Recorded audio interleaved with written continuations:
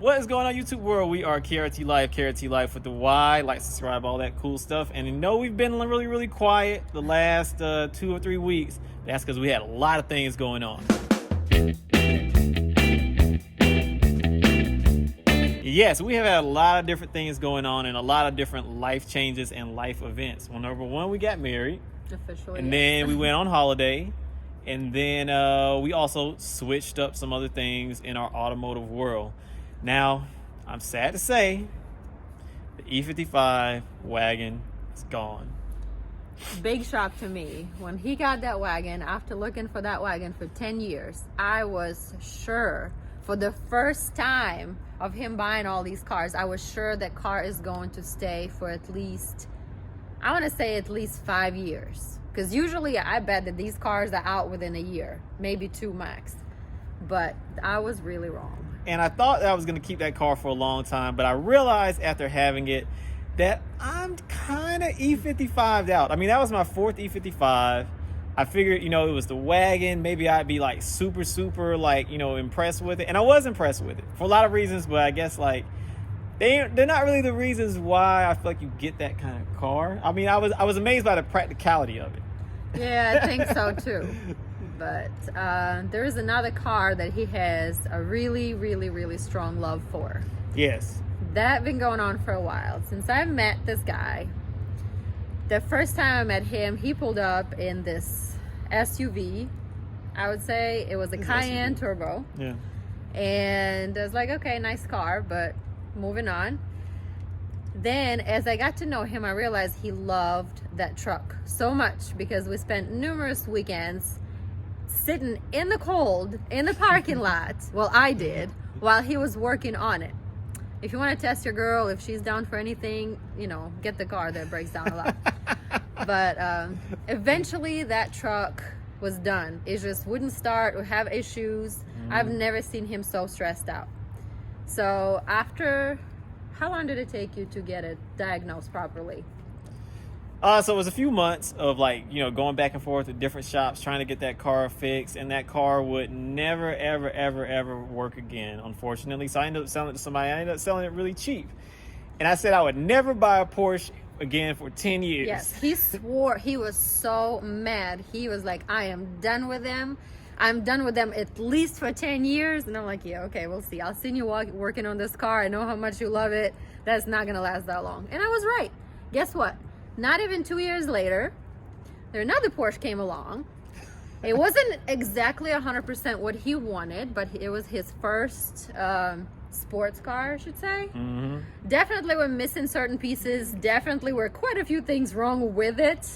And we put some work in it, a lot of work. like a not lot only of mechanical. TLC and love went into the 996 that I had. Yes. Because that thing was beat to death when I got it. I And put the link over here that you guys can see. We did review this car recently. yeah. I mean, we did things like we reupholstered the shifter, Yes. We which did was a really cool project. That was custom made. We literally pull out my sewing machine, found a leather jacket out of Goodwill. Yeah. And cut out the pieces and put it together. Yeah, and actually made our own custom upholstered shifter on that car. Yes. So anyway, needless to say, we put a lot of work and love into that 996. And then I sold it with the... And when he got it, let me back up a little. When he got Hold on, I'm going to put this on the tripod because my arm is starting to get really tired. All right. So what I was going to say is when he got it, even all those things I said was wrong with it and wasn't 100% what he wanted, he was so in love with that car. That was his baby through and through, 100%. And we had this conversation with another one of our friends that he said he's gonna keep this car for minimum 10 years. And I was ready to bet all the money I have that car will not last longer than 4 years. And that was a push. I gave him a little bit of time. So how long did it last?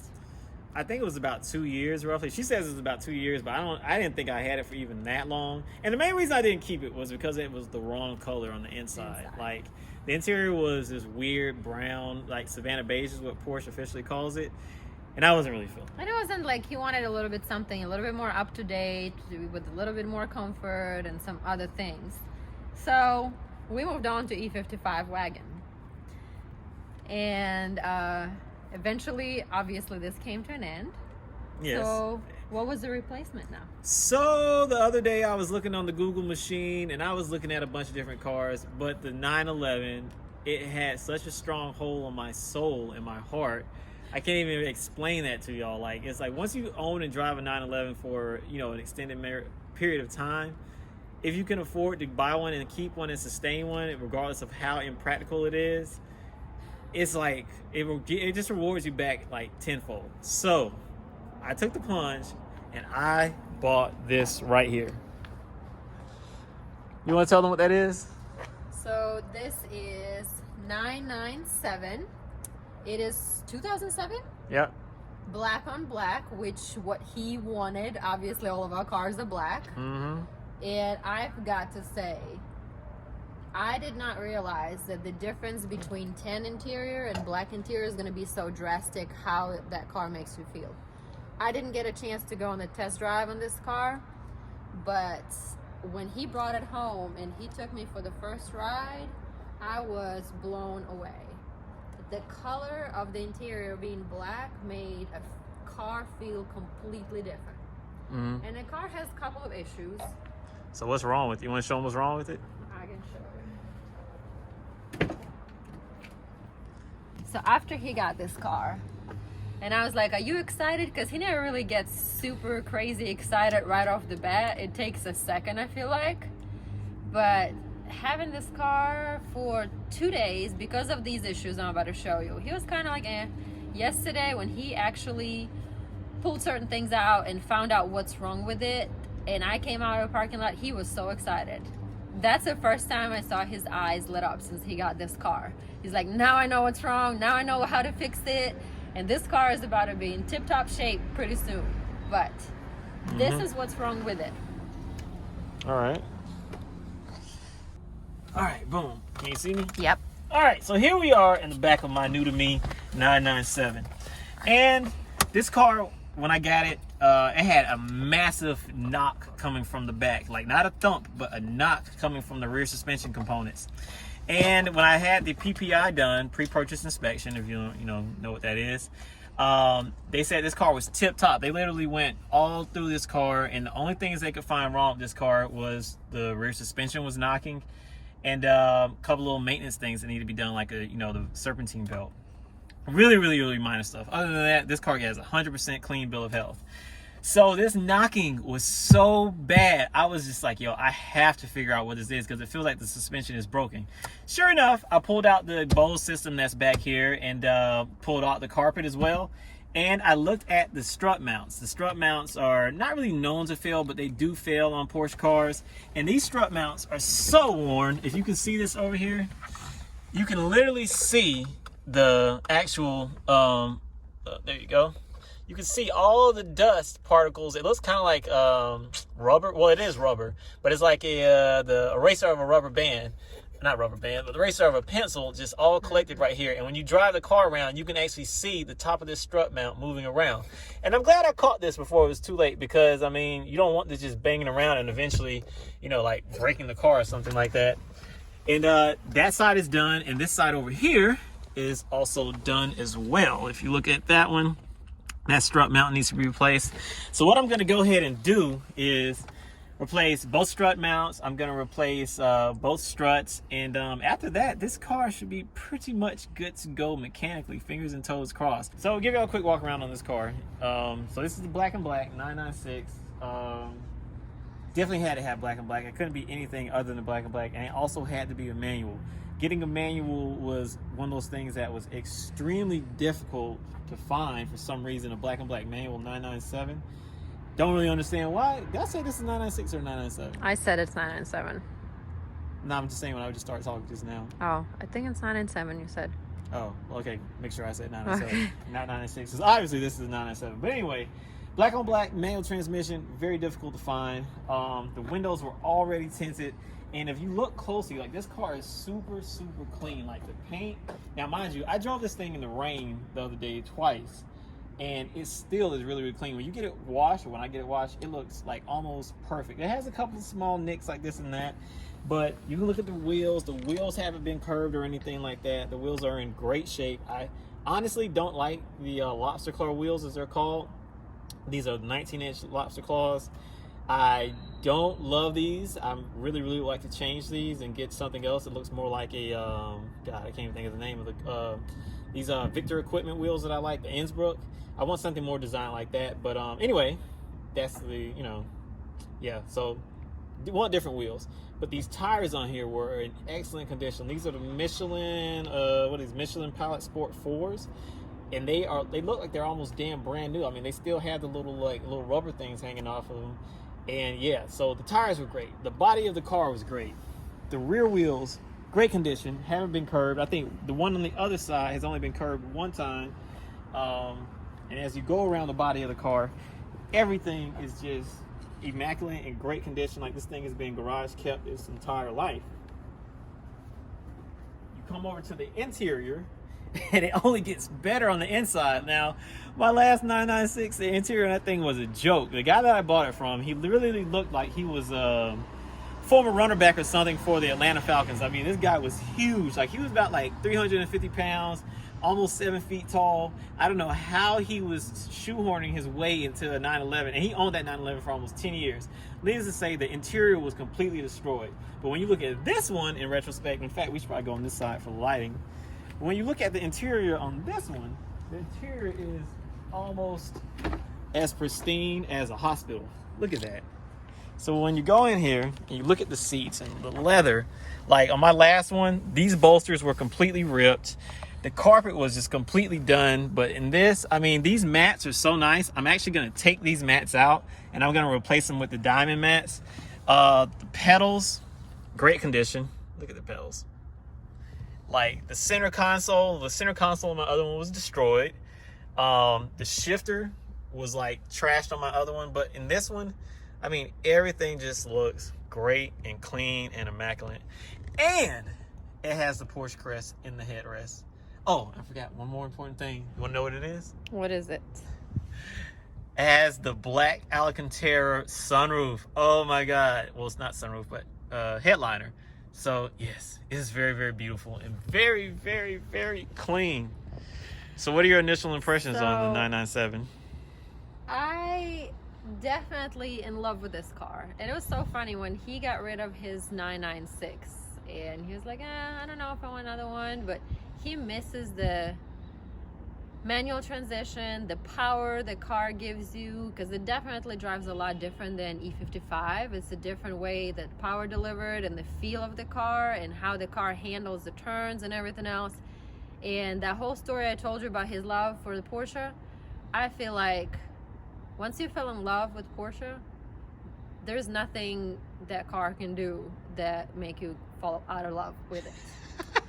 Sitting in this car for the first time with that knocking sound, and I can't even call it a sound, that was like just atrocious sound, really. It's amazing. I can't wait for this car to be fixed so we can actually take it on the proper ride and take it to the mountains, maybe through some nice roads, and really properly enjoy the car. Mm-hmm. That car is really exciting, beautiful, and just... Oh, we should show them the boot and the engine too. Go ahead and hit the buttons. Pull the front button and the trunk button. No idea where they're at. Oh. They're right there. All right, you want to show them the trunk first and show them how clean it is? I can open this thing. What do you mean? It just pulls straight up. But I don't know. I can't. I don't know how to open this. You see that red thing right there? Push that red thing. All right, so this is the trunk on the 996. And mind you, it's dirtier now because I put stuff in it. But when I got the car, there was not even that in there. It was literally that clean. But now it's kind of dirty. But the plastics and everything are in great shape. And everything looks good. Now we'll look at the engine. And there's the engine. And I mean, when you look at a Porsche engine, you're mostly seeing just the air box right here. You can't really see all the bits and bobs that go to it, but engine's still in good shape as well. Yeah, but when we say this car is in great condition for being 12 years old, when we take a look at this car before he got in it and do the test drive, I even asked her certain things. I was like, are these new? Because these lights look completely brand new. There's not one scratch. There's nothing in there. They look immaculate. And inside, the interior, obviously, as you guys saw, it's really, really clean. So I think it's a really nice addition. I thought it was a really nice purchase. He did very good. And I don't know if you want to tell them, like, when you were searching, how many cars around in the same condition, the same price range within our state? In our state, nothing. Exactly. In the Southeast, there was like maybe three, but they were like really far away, like 500-600 miles away. Yeah. So I'm pretty stoked about this. I think this might be the most expensive car I've ever purchased. It's definitely the cleanest and the nicest. The G-Wagon was a little bit more expensive though, wasn't it? This is a little bit more expensive. It than is? the G-Wagon. I thought the G-Wagon was over 30. Nah. Okay. Nope. So this is definitely the most expensive vehicle I've ever owned, and the nicest vehicle I've ever owned, and the lowest mileage vehicle I ever owned. So this car has a lot of superlatives going for it right now. And yeah, I'm smitten by this car. Every time I look at it, I'm just like, oh my God, look at that car. It's so awesome. But that's what 911s are to me. It's like you see them and they're just beautiful and they just like, ugh. But I guess we should take them for a quick ride in it so they can see what the bumping is about. Okay. All right, so let's go so we can show y'all what this whole bumping thing is all about. It's about to be hilarious. You can be like, wow, that's pretty bad. And we're not going to drive anywhere too crazy because I'm scared. Like, I don't want anything to break. So we're going to take y'all for a ride.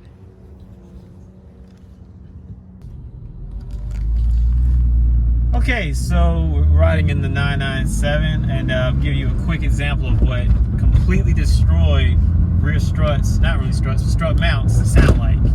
Hear that? So if you look back there, you can actually see what's happening, where that sound is coming from. Look at the actual camera, you can see better now than the laptop.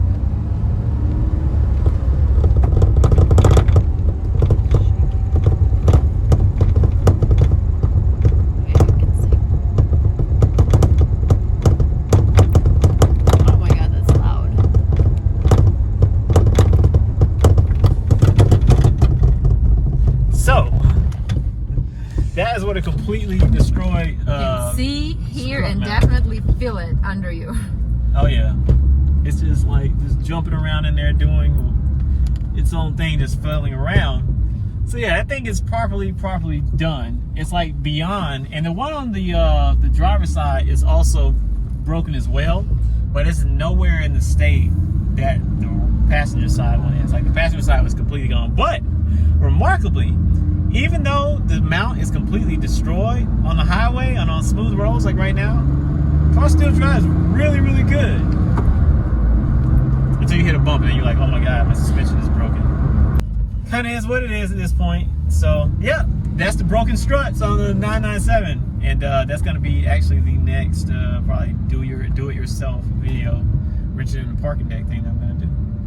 So yeah, I guess that's a little update on what's going on with KRT LYFE Garage, so to speak. Whatever is the new addition and what's gone. Oh, we keep going. Okay. Well, I'm keeping going because I didn't want to go in there and it get dark when you still filming. Oh, my bad. So, yeah, I guess this is a new project. This is a new baby, and we both very excited. I'm very excited about this car as well. The feel of this car is amazing. Can't wait to get it on the proper ride when everything's fixed. So, we keep you guys updated. If you have any questions, let us know. Anything else you want to add? No, that's it. Well, like, share, subscribe, comment, all that stuff. And I guess we'll see you in the next one. Peace.